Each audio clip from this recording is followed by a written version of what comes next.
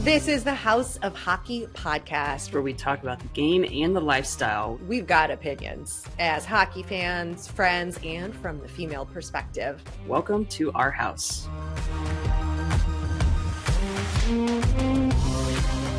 Welcome to the House of Hockey podcast. This is episode 172.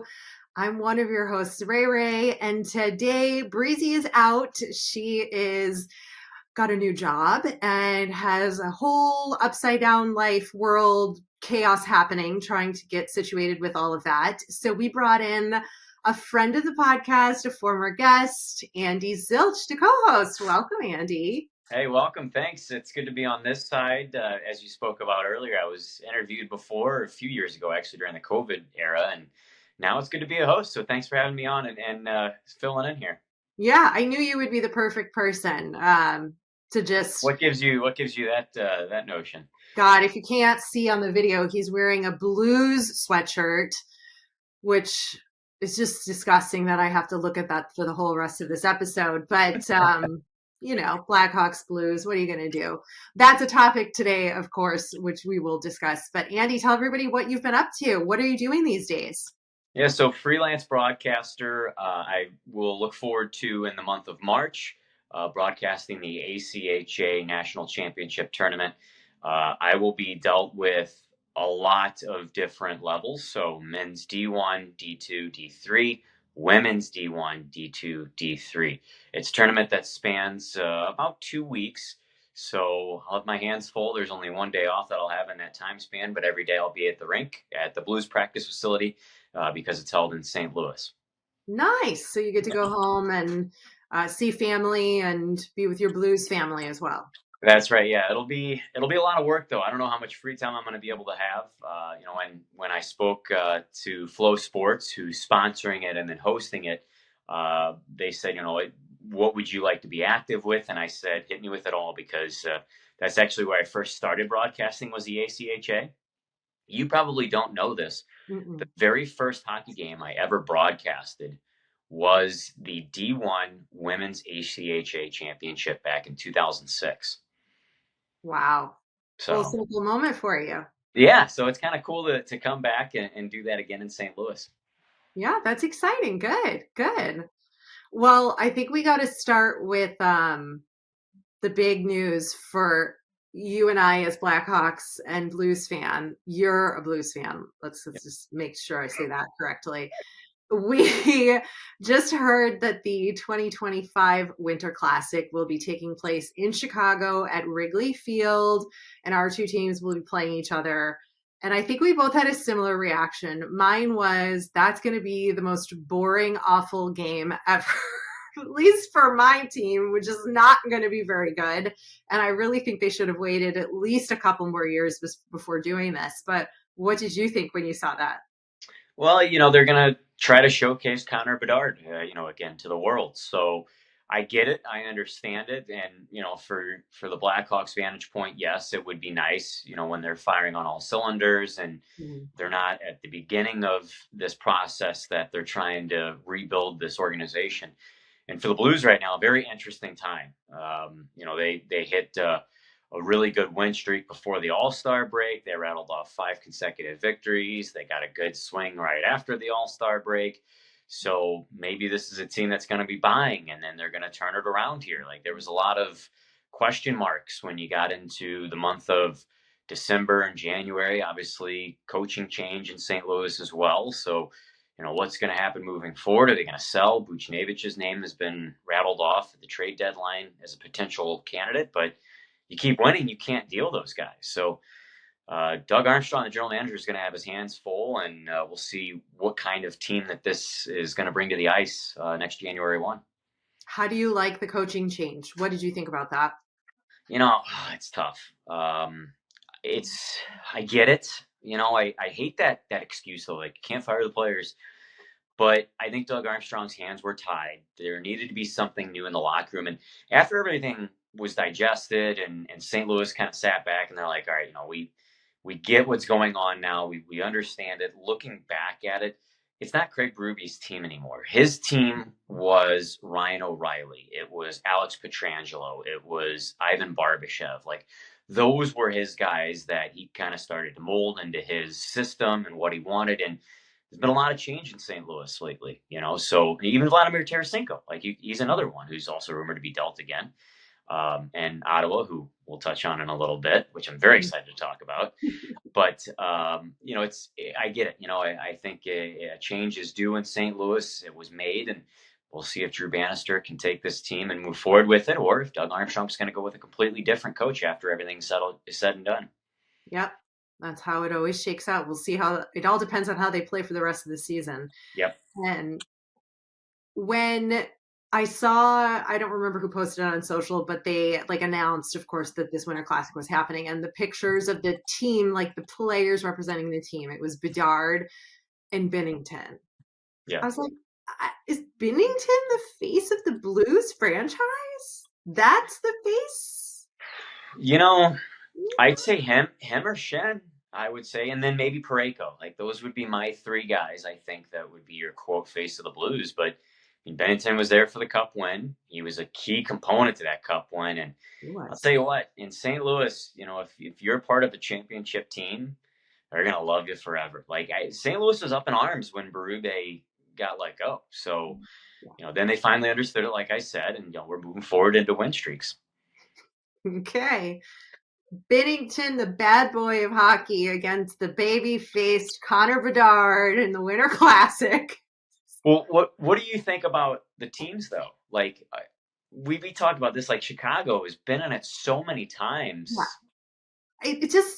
It's a waste. It shouldn't. I don't think it should be going there. I really don't. I don't think the Winter Classic should be going to Chicago. It's fine if the Blues play. I think they needed to do a Central Division game. I think it's been a while, but I also don't have like a solid memory of every single Winter Classic over the years. But I just feel like it's so been done, and they've done it before at Wrigley. Yeah. Right? And it was just like, this is what we're doing. I think it's just losing some of the luster and the excitement around it. And I just think it's too soon. And I mean, Bedard still out on injury, and that our team is in a mess right now.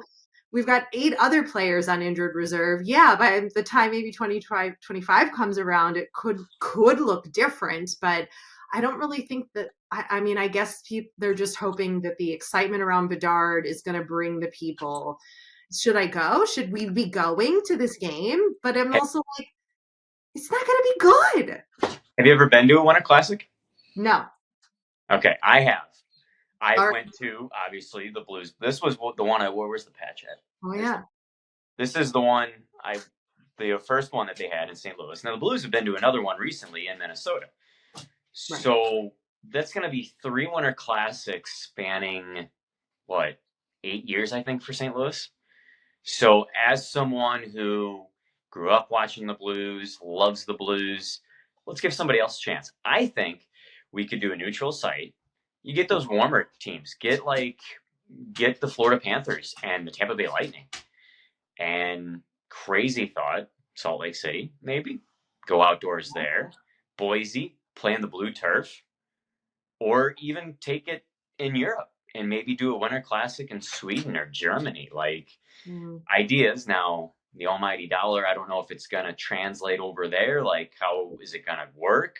But try it. Like, I think we were oversaturated with too many outdoor games in the NHL. Yeah, there's a lot. And they do that whole global series in the fall at the start of the season, and the Heritage Classic, and then the Stadium Series. It's a lot. And I feel like this is just falling short for sure. And I like your idea of doing it on a neutral site. Like, pick a city, like they should be doing it in Atlanta or something, right? Because there's all these rumors about Atlanta wanting to come back into the league again, and then you see these rumors again of like 6 other cities who are trying to talk to the league about getting a franchise. And it's like, okay, well, why don't we host a game there and see what kind of fans show up shouldn't be the response though. Like, No. right? Like the response should be like, hell yeah, my team is playing in a Winter Classic on home turf. That's awesome. But I'm just kind of like, Well, eh. so the one that I've been to after it was done, I was like, I don't think I'll ever go to one again. Like I did it. It was also raining and it was like Yeah. 40 degrees, which I'd rather it be snowing at that point. I cannot stand cold rain. It's the worst weather in the world. But I went, I had a good time. But an outdoor hockey is an indoor sport. Holy Yeah. cow. When I went, I was like, it was lacking the energy. And for a Winter Classic, for the first event in St. Louis at Busch Stadium, where the St. Louis Cardinals play, it should have been rocking. It was, but it just kind of felt like, hockey's an indoor sport. Like I get it, go outdoors, but I'm only going to experience it once. I don't think I'll need to experience it as a fan ever again. All right. Well, I might have to consider that. Like, this is the opportunity to just check it off the list of things. Yeah, tickets would be cheaper this go around. You would think. We'll see. Maybe not. Yeah. Well, all right. I will ponder this and make some decisions closer to game time. Okay. Yeah, you got a while. Let's talk about Leafs and Sens, and then we can talk about the Flower. Why don't you lead this story and tell everybody what happened in case they missed it? Yeah, I mean, this was all over my ex timeline when I woke up the next morning. I didn't really see it live, but empty netter. Ottawa has an opportunity just to slip it in. I actually forgot the name of the player that did it, but instead of just Grieg or Griege, I don't know how you say it. Greig is his last name. Okay, yeah, him. What you said. Yep. So he, rather than just slide the puck in the empty net, winds up the hardest slap shot with his momentum and blasts it in the empty net. I understand the Leafs' reaction to that. I get it. You're not even a top team in the league, and you're trying to put an exclamation point on a win against Toronto. Like, if you guys were battling, it was you were first and second place or first and third. I understand the slap shot a little bit more, but like, what are you doing? That's like a beer league team that's pointing up at the scoreboard when it's your first win of the season 2 months into the year. Like, let's relax on it. Now, it was an aggressive move, a cross check. Yeah, because then he got cross checked by Rielly. Yeah. So Rielly. I don't know how do you say these names? Rielly, yeah. I mean, I get it, but like, just start punching him, like, locker box him. Like, the cross check a little aggressive. So I understand what's going to get laid down upon him. I also understand his viewpoint too. I just think it's great for the sport. This is great. Yeah. I mean, come on. If you're gonna slap shot it in on an empty netter, be ready for the consequences. Yep. I would have preferred to see like a full-blown fight happen instead of a cross check. It's the sport. It's what happens. It's like totally old school hockey, right? But that's not what we play now. So I think that's where a lot of people are having some discomfort. He had to have known it was coming though. When you do that, like, even if you're 17, something's going to come of that. So for him to have tunnel vision and just like, as he's riding the boards and looking at his bench, and also, how do you have that bad of peripheral vision? Like, you're a hockey player, something's coming. So I think, he kind of was like, all right, I'm going to get something here. I better take this for what it's worth. You have to be prepared for the consequences of doing something like that. And like, hell yeah for him for just taking a one-timer and just doing it and just shoving it to the Leafs. Like, that's such a great feeling though. Like, wouldn't you, if you were on the ice and like you had that opportunity to just stick it to him? Maybe that's just because I'm not a big fan of the Leafs, but I think most people who aren't Leafs fans would feel that way too and be like, yeah, just go for it, Well, I think no, because Ottawa actually had some pretty good expectations coming into the season. I thought they were going to be good, and you're tanking it. Like, you are not a good competitive hockey club when you should have been. So, again, if you're riding highs and it was good matchup between 1-2, I say that's going to really add some fuel to the fire, and it could translate to a good postseason matchup. But you're going to be hitting the golf course in late April. Yes. If it's warm in Ottawa in April, I don't even know. I don't know. Never been. You ever been to Ottawa? I've driven through it, but I've never been there. What's the arena you went to where they have the really scary catwalks to get to the press box? Calgary. Calgary. Calgary has that. I love Calgary, but I understand their want to build a new arena. It is pretty old, but they do a really good job of capitalizing the room in that arena, I feel. Okay. It's for those of you that are debating a Calgary trip and your team is going there, I say you go and you see that arena. And also, the stairs are so steep in the upper bowl. It's like it's scary going down them. Like I am in a normal shape of a mid-30s guy, but I was like going down. I'm like holding on to the railing. Like if I fall, I'm tumbling, and you're going down. Yeah, those kinds of arenas scare me. The Prudential Center in New Jersey is like that when you get to the upper bowl. It's like that, and you're just like, oh my God, don't take a wrong step, Yeah. Let's talk about Marc-Andre Fleury, the flower. This guy is unreal. Okay. He's one of 4 goalies ever to play 1,000 games in the NHL. And he has a win against every NHL franchise, which is incredible. Well, that's because he's played with other teams, of course, right? So he can Yeah. have a win against his team, but that's unreal. I didn't think he was going to go this far. Yeah. I halfway through, like I think it was his second year in Vegas. I was like, all right, maybe he's got one or two more up his sleeve. Great career, but I mean, he's he's going, and good for him. Like I don't know him at all, but from what I hear, he's a fantastic person. He's a great teammate. Mm-hmm. And, that's somebody you're going to have a long career if you do that. And he works hard off the ice, obviously, because you can't be 39 playing goalie in the National Hockey League for 20 years without having a great work ethic away from the ice. So, good for him. And trivia question, do you know how many, or do you know what team he has the most wins against? The team he has the most wins against? Yes, the number is 35. It'd have to be someone in the Atlantic, would be my guess, right? You are Um, correct. Well, actually, no, not in the well, Atlantic game. They're in the Metropolitan. Metropolitan. Yeah. I'm gonna go with the Flyers. So they're second. Oh, all right. Who's won? Rangers at 35. I think the Right. Flyers is 32. Okay. And I never met him, but I met his number one fan in Vegas, Marc-Andre Fleury. Oh, I met Bark too. Have we You talked about did? No. May he rest in peace. Yes. Cutest little guy. Oh my gosh. He has a brother now though, whose name is escaping me. I Deke. know. Yeah. Deke. What is it? Deke? Yes. D-E-K? Something like that. Something. Yeah.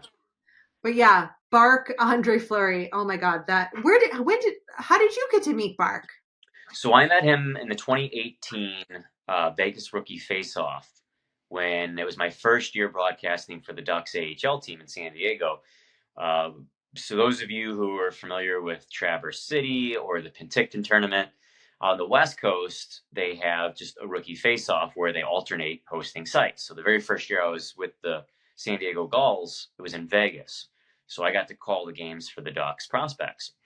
And we were there at the Vegas practice facility, and he's scampering around, and I see him with his owner, and I was like, "Hey, like, can I grab a picture with him?" And he's like, "Oh, absolutely." And Bark automatically resting face. He has a smile. Yeah. So not RBF, but he's got RSF, resting Yeah. smile face. And like, just it was like 2 pictures, and I was like, "That was easy." And he's like, "Yeah," and like talked to the owner a little bit, and the owner's very active with his social media. And I like posted the picture, and he said, "Great to meet you," with paw print emojis. So I thought it was really great just to meet the little guy. Yeah, I feel like we forgot to tell people that that's a dog. Yeah. Marc-Andre Fleury is Yes. a dog. Yeah. That is I'm sure you've seen him on social media, and his owner is great. I met them when I went out to do fan interviews.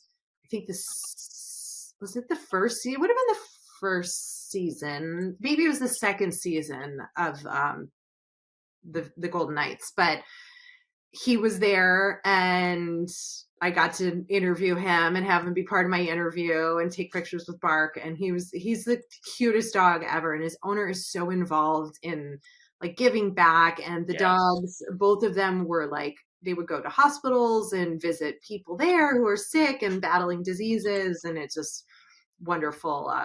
We all need a little puppy mascot life in our hockey.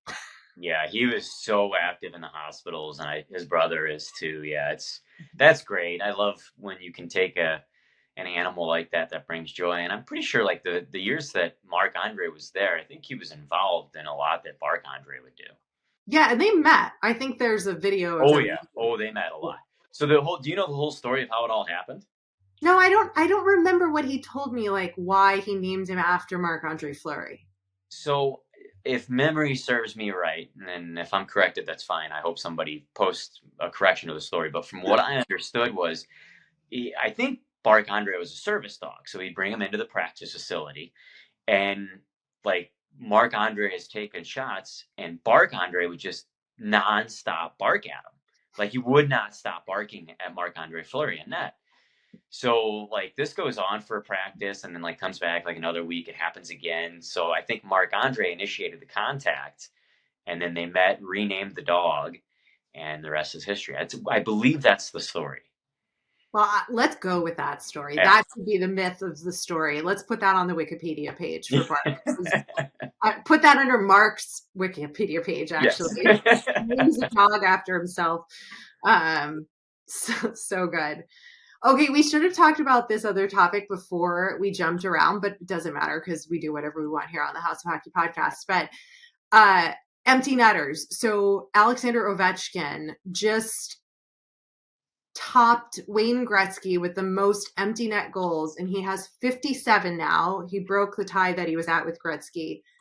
Isn't this kind of like a dubious honor? I don't think this is something I would be like shouting from the rooftops of my statistics as a player. Like, you have the No, most empty net goals. I would like if I would ask him about it if I was a reporter, and I would assume his answer would be, "Oh, cool." Like if you think about it, like it is kind of cool because you're out on the ice for the most important part of the game. You're trying to preserve your team's lead. So he's a special player in that regard. Like what was it, 57 you said? Yeah.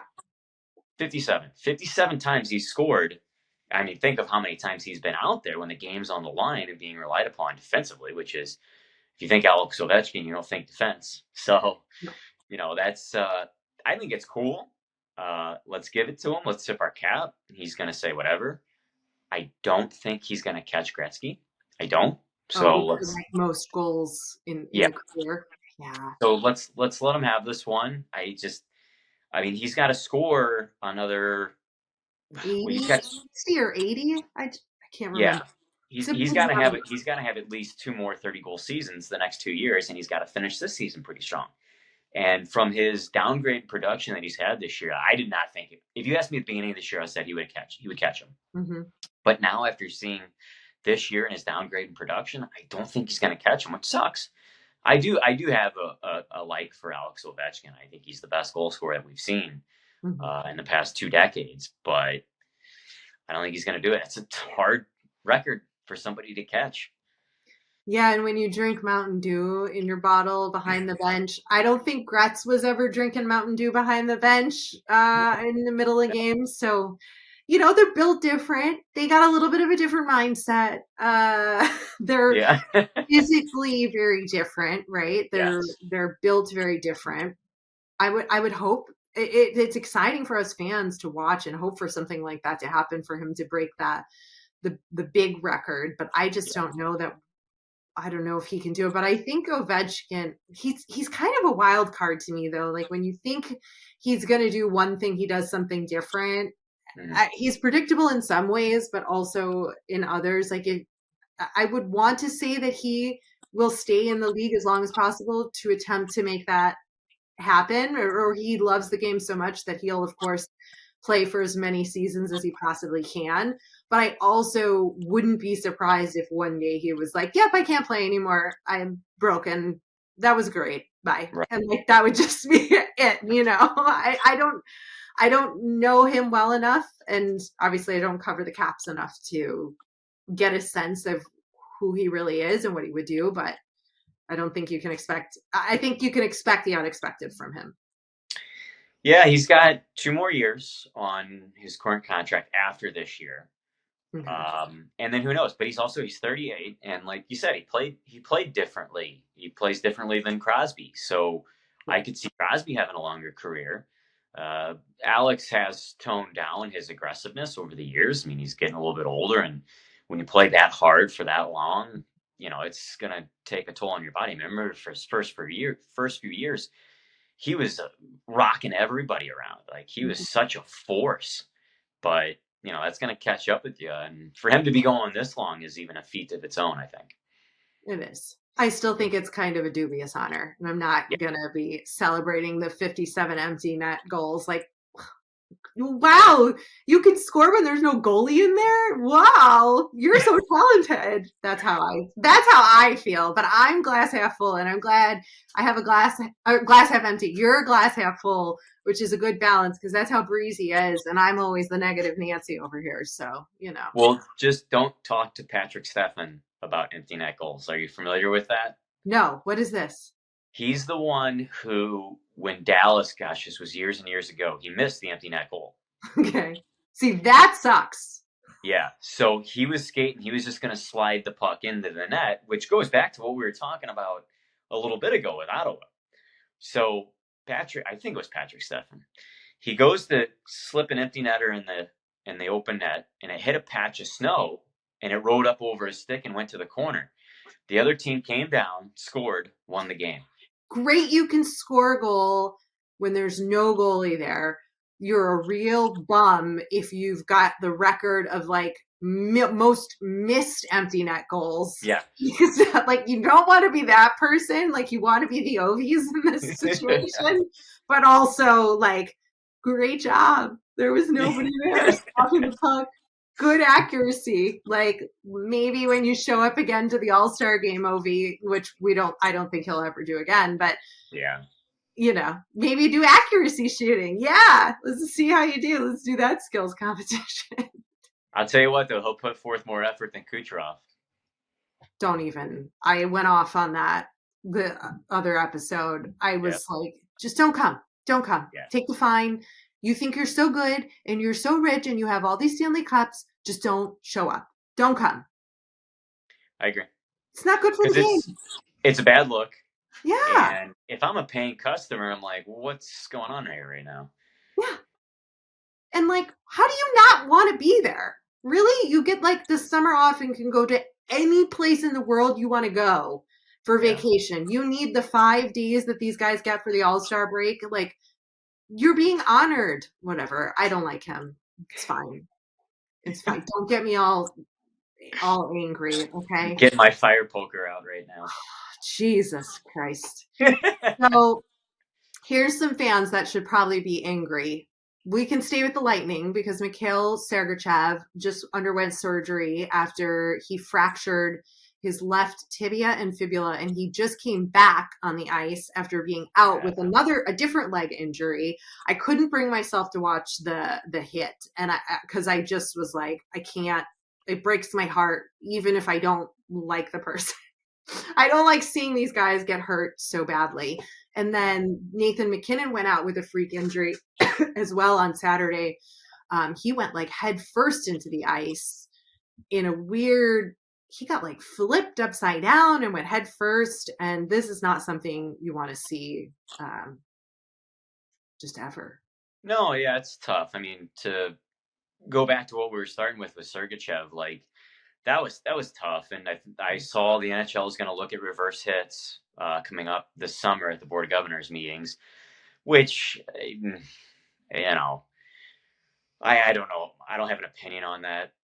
I think reverse hits should be in the game, and all it takes is one thing to happen, and now it's banned. And it was just a freak accident, like you said. Like it was a rough injury, though. Like looking at it, like his leg completely collapsed in on him, and it was so bad. And like you get so pumped up to come back, and then that happens. Like Oh, and then the guy who injured him, I can't remember who it was, but like skated by and he's like, dude, like, I am sorry. And it's not his fault. It's just, it's a freak accident, you know? So it's tough to see that in any sport, you know, happen, especially something as gruesome as that. Yeah, I know. What's the balance in this sport? You've watched and covered a lot of hockey. What do you think the balance is with the league trying to ban certain kinds of hits and giving 5 minute or 5 games and misconduct and all these stronger penalties for certain types of hits that could really injure a player? Like, where's that line of keeping it still hockey, the game that we all love, but also keeping the players safe? Well, I heard this argument 2 years ago or maybe a year ago. If if you're in if you're in LA and Sidney Crosby is coming to town and he gets hurt the week before on some BS hit, you're just like, why would I go? Like, I wanted to see Crosby. Like, why would I go to this Penguins game now? You know, if you're a casual fan, which probably a lot of our listeners and viewers could be. So, you know, if you're in LA and that happens, so I'm going to throw my ticket on StubHub or whatever, Ticketmaster, and try to sell it because now my star player's out that I was going to watch come to town. So it's a business at the end of the day. You got to protect your assets. Yeah. Same thing for Bedard, which was a clean hit. Just keep your head up. But, you know, at the end of the day, it comes down to money. You want to protect your biggest assets that draw that money to those other markets when you're going out of town, even the same market that you're in. You know, if I'm sure Chicago ticket sales went down a little bit. So you got to somehow protect what you have in terms of your big assets. But at the same time, like what we spoke about earlier, it's funny how this entire episode is coming full circle on every topic we talk about. I think you got to still somehow keep that old school mentality in there. I mean, that's what I love the most. And fights are so few and far between. I know specifically for the St. Louis Blues, Tyler Tucker has had two of the most recent fights for the Blues, which some fans who are generic hockey fans might be saying, who's that? I think those two fights have spanned 2.5 months. Those are the only two fights that the St. Louis Blues have had. So, you know, is it starting to go away? Oh, I recognize that like 4 or 5 years ago, but I think more so now than ever, which it sucks. Yeah, I like we said, I believe in the players being able to sort of police the game themselves and having that accountability, and that keeps the team together, because then you start seeing what's happening allegedly in Los Angeles with the Kings, where players are just there for themselves, and that's the rumor, that there are players that are more concerned about their own stats and points and whatever. And if you don't have that accountability as a team, I think it really starts to change the sport in a way that I don't think we would want it to. But Yeah, no, I agree. And it could change. And, uh, yeah, there's so many different directions that we could go with this. You know, do you revert back to getting one enforcer on your team and one guy that's heavy Ryan Reeves type player, or do you just keep going with faster, more entertaining game? And then maybe the faster you get, the more opportunities there are for incidental collisions at right, such a high speed. You know. I think that's what we're seeing happen with so many of the rookies. We had talked about this last week. Well, Fantilli's injury, if that's how you say his last name, Yes. I don't know. That wasn't like a hit injury. That was another one of those freak accidents with a blade to his leg. But with Bedard's hit, like, it was a clean hit, but he's 18, and Yeah. like, I forget who he hit, but was like towering over him and is a shit brick house and is, a fully grown man who's developed all the way. And that speed that's what's going to happen. And we're going to start seeing this a lot more. Obviously, there's players have made adjustments. And I keep saying this, like Dak Hughes, who was a smaller figured guy. He endured a lot of that when he came into the league, and has had now learned how and when to embrace the hit instead of the puck, and chasing the puck and the play, and knowing when it's important for him to protect himself on the ice. Yeah. Yeah. It's such a fast paced game. And I mean, if you think about it too, like if you're looking one way, all it takes is 2 seconds for somebody to come the other way. And I mean, the hardest thing is a concussion too. If your chin gets clipped, lights out. Yeah. And that's what the league is trying to avoid, of course. But I don't know how you're supposed to avoid that when the game is just getting faster. Yes. So, yeah, it's tough. Yeah. whatever. We don't have the answers. We'll let that board figure it out. Yeah. We'll let that condo board of hockey players figure it out. Speaking of fast-paced games and fighting, I went to an ECHL game here Yeah. in Maine. So the Mariners played, and I did this last season. I had asked a big group of girls that I'm friends with if any of them wanted to go to a game with me, because as everybody knows, I go to a lot of games by myself, and I'm totally fine with it. I was expecting all of them to say no. They all said yes. They were thrilled. They loved everything about it. They're asking me questions about the game and how much do the players get paid and where do they live and how do they travel and, all these things. And it's really fun to educate people about the sport and get them excited about it. So I took 13 women, Andy. I saw that. Yeah. And you got a special opportunity as well, right? Yeah. They let us come on the ice and take a group picture. It was my first time on professional ice. Nice. You've been on the hundreds of sheets of professional ice, right? Yeah. Yep. Yeah. You're like, yeah, it's not a big deal. Not that exciting. But it hit me when I went down, like when we went down to go take the picture after the game, and I was like, wait a minute. I've never been on ice before, like professional hockey ice, and gotten to take a picture. And I was like, yeah, it's the ECHL, but still, it counts. It's got to start somewhere. That's right. Yeah, no, that's a great experience. And I mean, that's, I love that area too. Like where it was the Cross Insurance Arena. What's it called now? Yeah, it's the same. It's still the name, same name. So like even that whole area, like I love that Portland downtown area, Portland, Maine, of course, not Oregon, but it's fun and it's a great hockey atmosphere. I'm glad that they're back. I'm glad they're thriving. Same thing with the St. John's Newfoundland team too. They used to be an AHL team. Now they're an ECHL team, and they love their hockey in those cities. Oh yeah. I mean, it was dog night too. More full circle moments here. It was dog night, and there was all these people with their dogs there. I was like, Ringo, I would never bring him. He would be the screaming, the yelling. He would be terrified. It would be horrible. He hates when I yell at the TV when I'm watching hockey. He leaves me. He leaves. Oh. So no bueno, huh?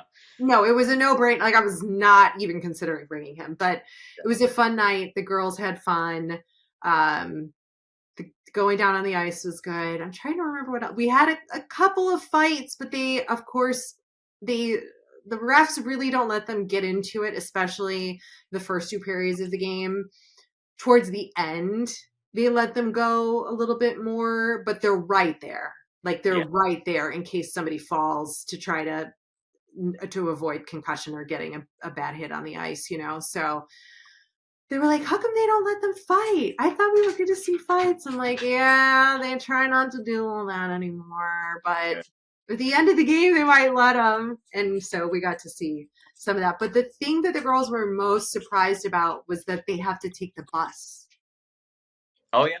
And you know about the bus life, don't you? I certainly do. Yeah. Bus, a lot of bus trips, more predominantly in the ECHL, because you generally don't fly in the ECHL unless you're going somewhere that's extravagantly far, like St. John's, Newfoundland, or you're going from Estero, Florida, where the Everblades play to actually, as far as I know, they only fly to like,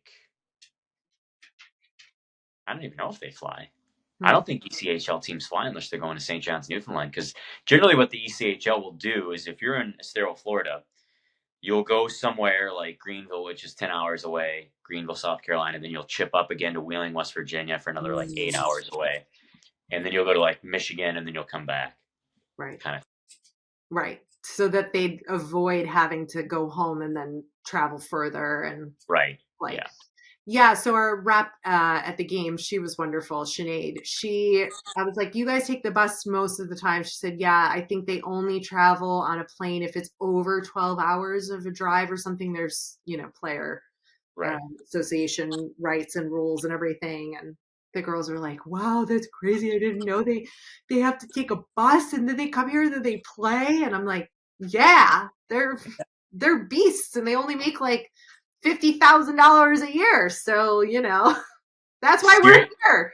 Yeah, there's some serious bonding moments on those bus trips too. I remember back when I was in the ECHL. It's different in the AHL, but in the ECHL, like you're playing more like games. I don't know what the game was called. I'll never forget this. It was like called Assassin or something like that. Everybody closes their eyes, Uh-huh. and somebody is the narrator, and they'll be like, "All right, everyone, close their eyes," and then he'll tap somebody on the head, and they're the murderer. So you wake up and you have a discussion. You're like, all right, who's going to be the murderer? Like, we don't know. And the narrator's like, all right, everybody goes to sleep. So everyone goes to sleep, and the murderer taps somebody on the head, and they're dead. Yes. So it'll be like the narrator will be like, everyone wake up. Overnight, so and so died.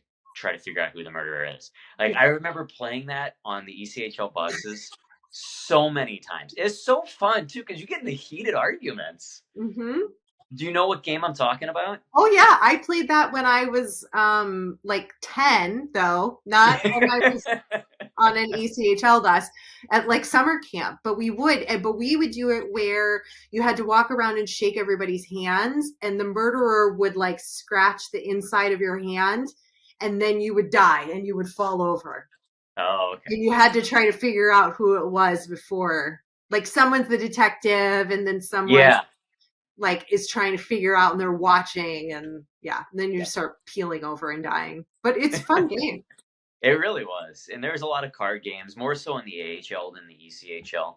But they did play cards in the ECHL a lot. But yeah, in the ECHL we had sleeper buses as well.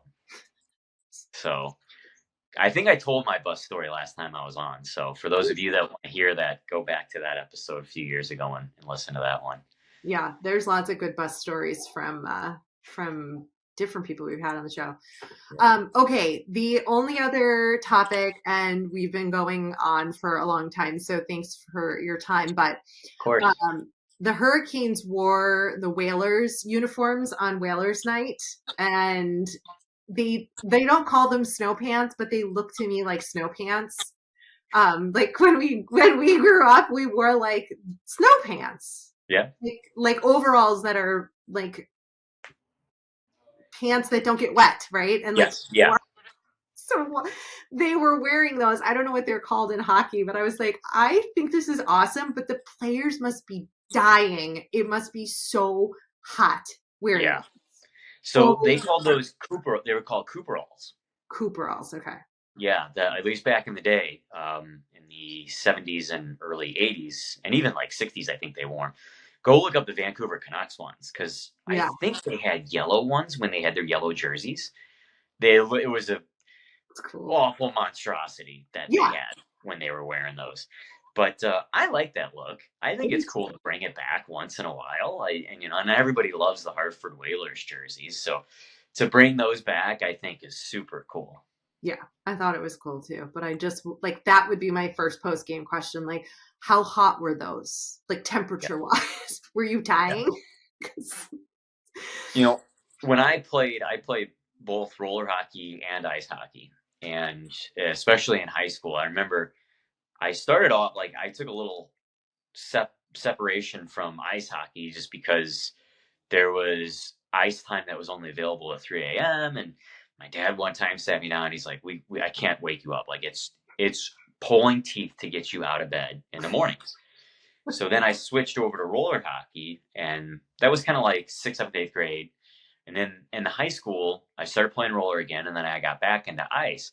But I remember before I went into ice, I started talking to guys on the roller team that also played ice, and they're like, "It's so much hotter in ice hockey," and I'm like, "It's a billion degrees right now here in roller hockey, and you yeah. don't wear shoulder pads in roller hockey. You wear elbow pads, a helmet, shin pads, and a cup. You don't even have pants on." So if you think about all that gear that you're wearing in ice hockey, that's an extra like 5 pounds plus absorbing all your sweat. It can get pretty bad, Mm-hmm. especially with Cooperalls. Exactly. That was my thought. That's where my brain goes to the Yeah. logic. Cool, but damn, that must have been very uncomfortable. Yeah. But also, I'm not sure if they wore them for the whole game or was it just for warmies? I don't know. Generally, it's for warm-ups. I didn't watch the game, so I don't know. I don't know either. Facts. Who needs them? Who's your hunk of the week? We've changed it. So we do like your star of the week, but we call it the hunk of the week. And I think I'm going to change mine to Alex DeBrincat because he again got into a fight, old school style. The little man going up against Ian Cole. Ian Cole was just like, really? I'm not going to take a cheap shot on this guy. Like, and DeBrincat looked like, do you remember that game when we were kids with the little guys that would fight like this? Rock'em Sock'em Robots. That. I was like, that's what DeBrincat looks like because his little arms like, boop, boop, boop, boop, but it's not going all the way. And Ian Cole's like towering over him. But I mean, this is the second fight he's been in this season. And going up against like the least likely of people. I don't know what he's trying to prove, but he's got something to prove. So he's my hunk of the week. All right, so I'm going to go the opposite one. Because when you sent this to me, I was like, how am I going to pick a hunk of the week? But I'm going to go with the Foligno Bros. Okay. Because of the comments that they made when they were being interviewed by TNT and Paul Bissonnette. They're talking about the Kelsey brothers and if they have the stature to get a podcast going and get interest. And they were like, no. And then it wasn't Nick, but it was his brother. He's like, well, we might not have Taylor Swift as our wife, as our girlfriend, but our wives are hotter. So they get my nod this week because of that comment. Sounds good. Yeah. I thought that was funny. It was great. They're hilarious. All right. Well, thanks, Andy. Any final thoughts? Anything we didn't cover? Like, geez. We talked a lot. We took our runway on this one. Yeah, we did. I don't think I got anything else. Pleasure to come on here and help out. Okay, good. Any announcements? Anything else you want? Tell everybody again when they can listen to you, where you're going to be, if they want to come. Can they come to the game the tournament? Yeah, so it's in St. Louis. It's the ACHA National Championship Tournament. So a lot of teams, like this is going to bring so many teams to St. Louis because you're talking 3 divisions for men's, 3 divisions for women's. And it's not only just quarterfinals, semifinals, finals. There's also round robins that are being played before this. So tons of teams. It's on Flow Sports. If you want to watch it through there, you can also come. It's held at 2 facilities in St. Louis. One is the Maryville Hockey Rink, and the other one is the Centene Ice Arena, which is the Blues practice facility. So you're more than welcome to come to that and enjoy some good college hockey. Yep. And they can follow you on socials. I'll post your handles in the episode description. Excellent.